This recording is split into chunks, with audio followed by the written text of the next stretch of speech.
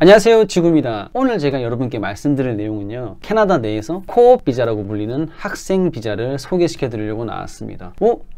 얘 원래 이민에 대해서 얘기하던 애 아니야? 하시겠지만은 이민에 대한 얘기가 맞고, 그리고 제가 이 비자를 소개시켜 드리는 이유는 가성비가 최고이기 때문에, 그리고 LMIA만 생각하고 계시는 여러분들께 또 다른 카테고리, 또 다른 선택지가 있다는 것을 말씀드리고 싶어서 이 코업 비자라는 비자를 가지고 나왔습니다. 코업 비자가 어떤 건지에 대해서 제가 말씀드릴게요. 코업 비자는 44, 66 이런 식으로 이제 나눠져 있는데 뭐 여러 가지가 있어요. 근데 숫자만 다르고 내용은 비슷하거든요.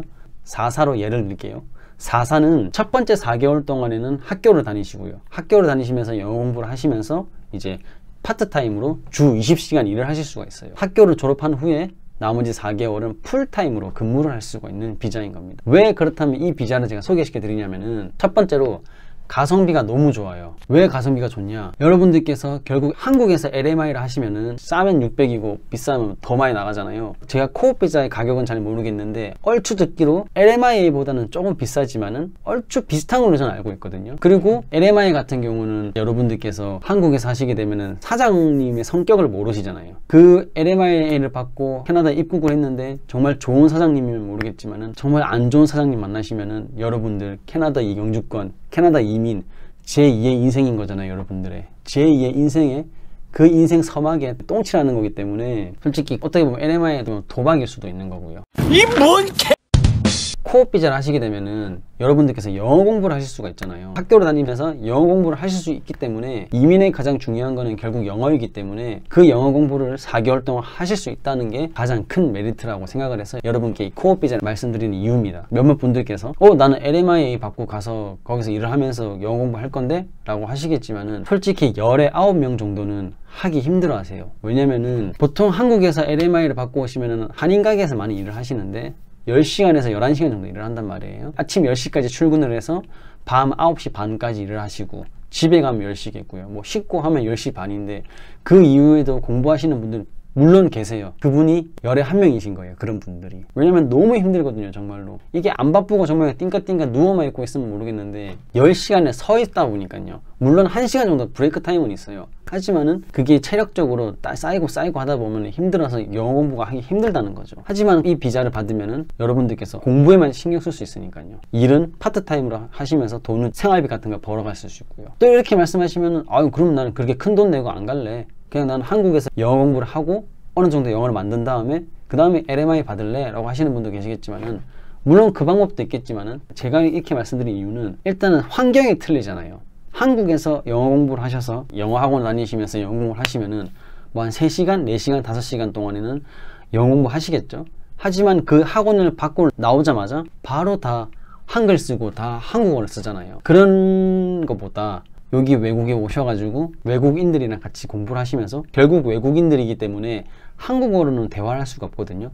제가 말씀드리는 건 이제 학교 친구들끼리도 얘기를 하려면 영어를 써야 되기 때문에 안 되는 문법 공부해야 되고 단어 공부해야 되고, 내가 말을 못하는데 어떻게 애들 다가가요. 내가 말을 할 줄 알아야지 다가가서 친해지니까요. 그러니까 그렇게 되니까 공부를 하게 된다는 거죠. 이 영어 공부를 할 수 있다는 게 가장 큰 메리트라고 생각을 해서 첫 번째 이유로 여러분께 소개시켜 드리는 겁니다. 물론 본인이 영어 잘하시면은 LMI 받고 가셔도 상관없어요. 하지만은 본인이 영어에 그렇게 좀 자신이 없으신다는 분은 이 비자에 대해서도 한번 생각해 보시는 거 좋다고 생각합니다. 그리고 두 번째 이유는요. 이 두 번째 이유는 솔직히 제가 생각했을 때 이 두 번째 이유가 제일 큰 것 같아요. 이 두 번째 이유는 바로 여러분들께서 LMIA를 진행할 가게를 직접 찾으실 수 있다는 겁니다.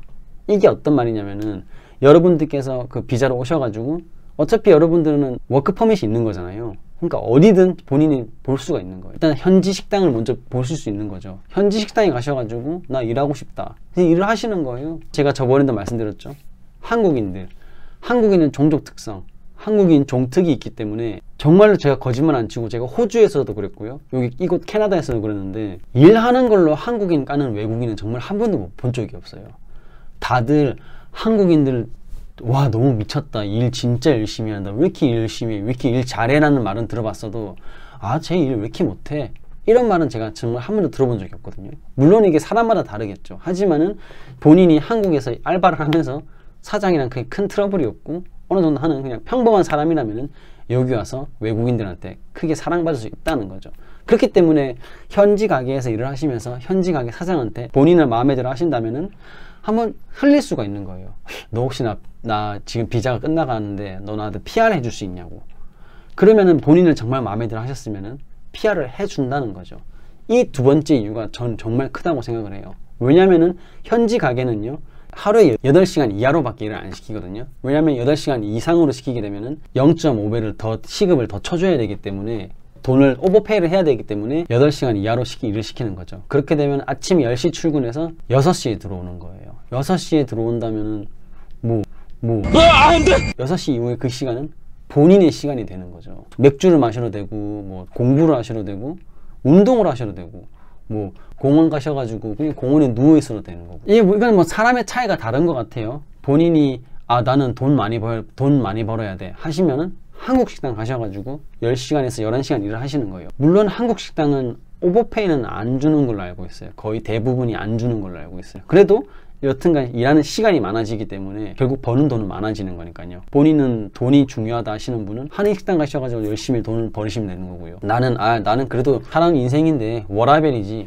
워킹, 라이프, 밸런스라고 하잖아요. 워라벨. 나는 그래도 워라벨이 중요하다 하신다면은 현지 식당을 가셔가지고 알아보셔가지고 그 식당 사장이랑 그 식당 사장이랑 이렇게 말을 하셔가지고 PR 비자 받는 거, 그 메리트 때문에 저는 코업 비자에 대해서 소개시켜 드리는 겁니다. 제가 벌써 말씀드린 것만 해도 이 두 가지의 장점이 있는 거죠. 첫 번째로 영어 공부할 수 있는 거, 두 번째가 이제 본인이 현지 식당에서 LMIA를 받을 수 있는 확률이 있다라는 거죠. 그럼 많은 분들께서 이럴 거예요. 아니 그러다가 LMIA를 현지 식당에서 안 해주면 어떡할 건데?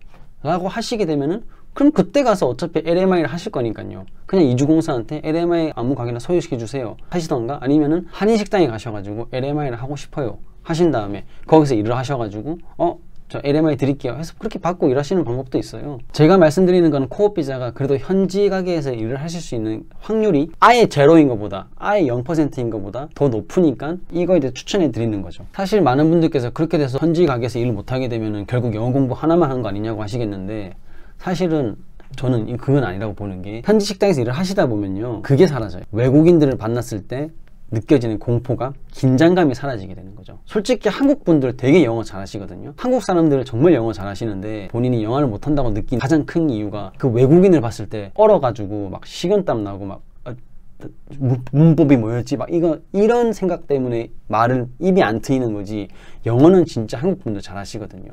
근데 그 외국인 식당에서 일을 하시다 보면은 그 외국인 동료들이랑 뭐 이렇게 얘기를 할 거 아니에요. 외국인 스태프들이랑 얘기를 하다 보면은 그거에 대한 공포심이 차츰차츰 줄어들다 보면은 본인이 영어로 말을 할 때 좀 더 자신감 넘치게 말을 할 수 있기 때문에 그게 크다는 거죠. 저는 몇몇 분들께서 이럴 수도 있어요. 나는 한국인 가게에서 서버하면서 외국인 손님들이랑 얘기 많이 하는데, 하시겠지만은 손님과 서버 간의 대화랑 친구와 친구, 그리고 스텝과 스텝, 코워크끼리의 얘기가 틀리잖아요. 대화 내용이요. 대화의 주제가 틀리기 때문에 제가 코업 비자에 오셔가지고 현지에서 이렇게 지내라고 제가 추천을 드리는 겁니다. 너무 나무만 보고 앞만 달려가지 마시고, 이 영상을 보시는 이민을 준비하시는 분들께서는 잠깐 멈추셔가지고 한번 숲을 한번 보시면서 다시 한번 선택지를 한번 고민해 보셨으면 좋겠다는 겁니다. LMI를 하실 건지 아니면 코업 비자를 하실 건지. 그렇다고 해서 이 코업 비자의 단점이 없냐? 그건 또 아니에요. 코업 비자의 단점은 또 뭐냐면은, 첫 번째가 이제 비용이겠죠. 아무래도 LMI 같은 경우가 뭐 600, 700이라 하더라도 LMI는 그것만 내면 끝인데, 코업을 하게 되면은 코업 비용을 또 내고 6개월 뒤에 결국엔 또 LMI 비용, 어차피 현지에서 해가지고 싸다고는 하지만은 결국엔 또 추가 비용이 들어간다는 점, 그거 하나 있고요. 또 다른 거로는 이제 학교 졸업 후에는 이제 몇 개월 동안, 이제 4개월 동안에는 풀타임으로 일할 수 있다고. 하지만 그 풀타임으로 이런 게 나중에 본인이 이민하실 때 경력으로 쳐주지 않아요. 그리고 세 번째가 이제 시간 낭비라고 생각할 수도 있는 거죠. 왜냐면 적어도 8개월이라는 기간을 이 비자에 쓰다 보니까는, 나는 지금 당장 영주권 받고 이민하고 싶은데 8개월이라는 시간을 또 소모해야 되니까는, 뭐 어떻게 생각에 따라서 그게 또 낭비라고 생각하실 수도 있으니까요. 세 가지의 단점이 있지만은, 제가 생각했을 때 이 세 가지의 단점을 상회할 정도로 너무 큰 장점들이 많다는 거, 한번 정말로 고심해서 생각을 해보셔가지고 좋은 선택하셨으면 좋겠습니다. 힘들 거예요. 해외 생활 많이 힘드실 수 있어요. 하지만은 힘들더라도 행복한 해외 생활이 되셨으면 좋겠습니다. 지금까지 지구였고요. 다음번에 조금 더 재밌는 영상, 좋은 정보 가지고 돌아오겠습니다. 지금까지 지구였습니다.